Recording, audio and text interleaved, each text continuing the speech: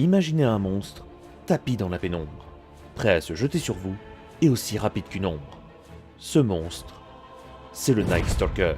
Nighttime is my time. Comme d'habitude, on va commencer par son histoire, on va voir ensuite ses capacités, son rôle dans une game, et enfin, on finira avec les items les plus joués sur lui et ceux que je vous conseille, et aussi un petit best-of des meilleurs moves des plus grands joueurs du Night Stalker. Commençons donc l'histoire de ce monstre de minuit. Si l'histoire du Night Stalker reste inconnue, ce n'est pas faute des nombreuses légendes à son sujet.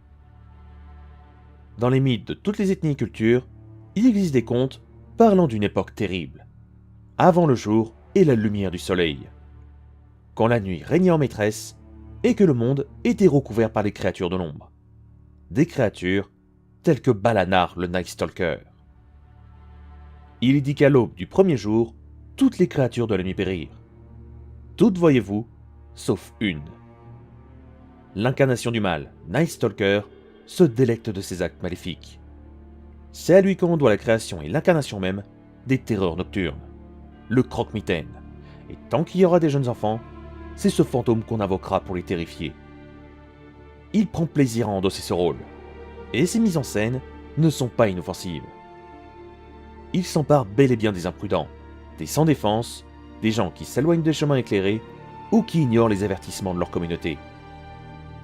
Night Stalker est la preuve vivante que le cauchemar de tous les enfants est bien réel. Passons maintenant à ses capacités, qui sont plutôt faciles à comprendre. La première se nomme Void et permet de frapper un adversaire de loin avec une attaque magique qui va interrompre la cible dans son action. Très utile pour finir un adversaire, ou au contraire, mettre des petits coups de pression. La deuxième se nomme Crippling Fear et crée une zone autour du Night Stalker où tous les héros ennemis sont réduits au silence et en plus subissent des dégâts. Une capacité très dangereuse pour ses adversaires et qui en plus dure légèrement plus longtemps la nuit.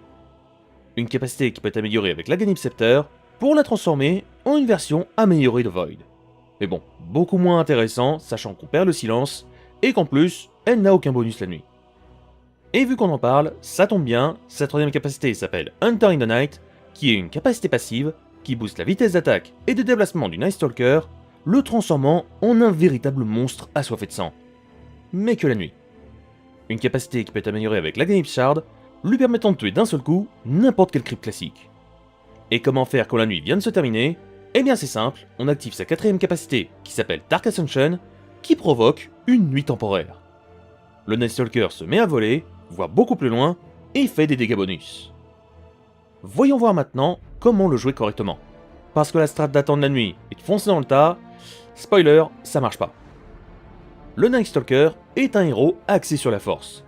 Il est très bon pour provoquer des conflits, réduire au silence grâce à sa deuxième capacité, et il pourra même, si vous vous débrouillez bien, devenir un carry tout à fait convenable. Le but du gameplay du Night Stalker sera de vous enrichir le jour pour tenter de tuer la nuit. Avant d'avoir Dark Ascension, je vous déconseille fortement d'attaquer les jours ennemis. La nuit, vous êtes un monstre, le jour, une proie facile. Mais avec de bons items, la vie en journée pourra être beaucoup plus facile. Pour compenser sa lenteur le jour, en début de game, la fast boot sera votre meilleur ami. Très pratique pour avoir un boost de vitesse, pour soit fuir un combat, ou au contraire, foncer sur votre prochaine victime. J'ai regardé pas mal de gameplay, et presque tout le monde l'utilise. C'est beaucoup trop utile.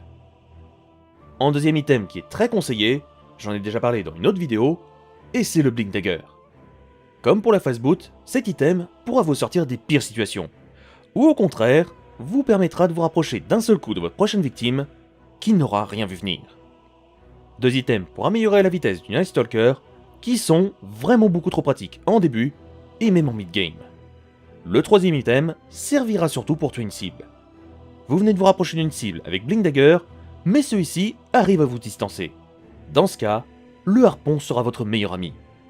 Comme son nom l'indique, il harponnera votre adversaire et vous rapprochera d'un seul coup de celui-ci. Un item plutôt pour le mid, voire du endgame, mais qui facilitera vraiment la vie. Passons maintenant aux items que je vous conseille. Vous aimez avoir de gros items qui coûtent bien cher, et bien ce petit combo vous aidera à coup sûr. En premier, vous aurez besoin de la Hand of Midas. Un item assez facile à avoir tôt dans une game, et qui vous permettra de tuer un creep d'un seul coup. très rentable et qui vous donnera un bon boost de vitesse d'attaque, la Hand of Midas se combine parfaitement avec le deuxième item, qui est la Gadib Shard. Comme je l'ai dit plus tôt, quand vous aurez amélioré la capacité Hunter in the Night, vous pourrez tuer un creep d'un seul coup. Et là, je suis sûr que vous me voyez venir. Avec ces techniques, vous voilà théoriquement avec 2 Hand of Midas. A vous le pactole et l'XP à gogo, mais faites quand même gaffe de ne pas tout perdre face à un adversaire. Maintenant que vous avez bien farmé, j'aime bien me tourner vers ces 2 objets perso. Soit le Phylactery, qui boostera votre puissance d'attaque, votre vie et votre mana, soit en version un peu plus vénère et beaucoup plus chère, qui est le Kanda, qui s'obtient justement en le craftant avec le Phylactery. Là, il boostera l'attaque, la vie, la mana, mais en plus, donnera un bon gros boost de dégâts sur Void si vous ciblez un ennemi. C'est cher, mais c'est vraiment une bonne arme qui, je trouve, match vraiment bien avec le Night Stalker. Et enfin, passons maintenant à la pratique. Je vous ai sélectionné 3 belles actions faites par des pro players. La première action vous montre comment surprendre des ennemis qui est en pleine série de kills grâce à la Blink Dagger, et de retourner une situation en seulement quelques secondes.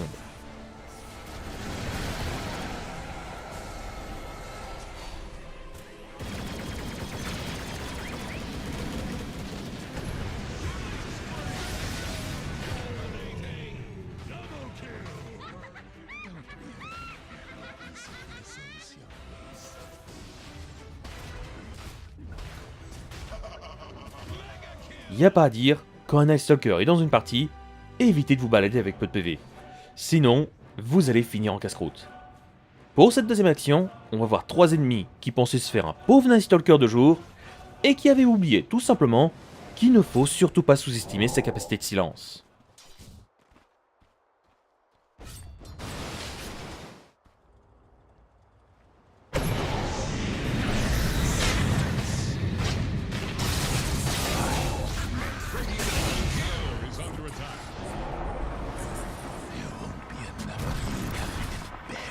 Et une notion encore plus importante, c'est de ne pas être trop gourmand. Et ce Night Stalker l'a très bien compris. Vaut mieux tuer 2 ennemis et laisser le troisième, plutôt que perdre toutes les golds ramassées en mourant bêtement. Et pour ce dernier extrait, si vous êtes de nuit, évitez de vous séparer. Sinon, vous allez finir par vous faire dévorer un par un balanard, un peu trop chauffé de sang.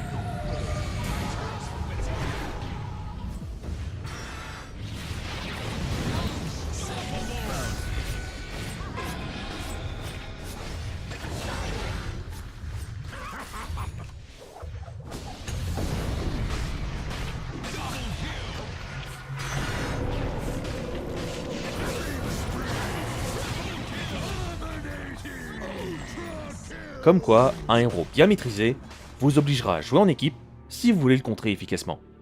Bref, j'espère que cette vidéo sur Balanar, le Night Stalker, vous aura plu.